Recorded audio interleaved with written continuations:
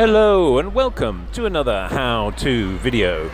Today I'm going to show you how to change the tire pressure unit on a BMW X3 from bar to PSI. You may see a message like this advising you to check your tire pressure.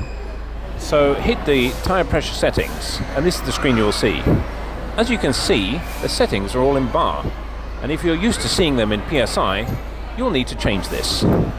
You can also adjust the settings to advise you what pressure you want to inflate and keep your tires at.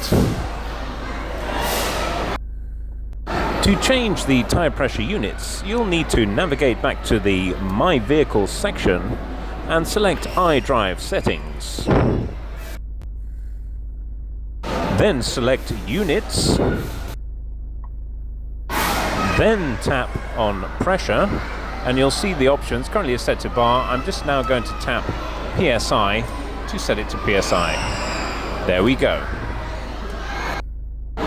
Now when I go back into vehicle status, you see tire pressure and you can see that it's now in PSI. Well, I hope you found this useful.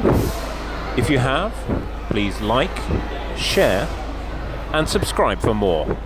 Thanks very much for watching, and support the channel if you can. And also comment for other video ideas. Thank you.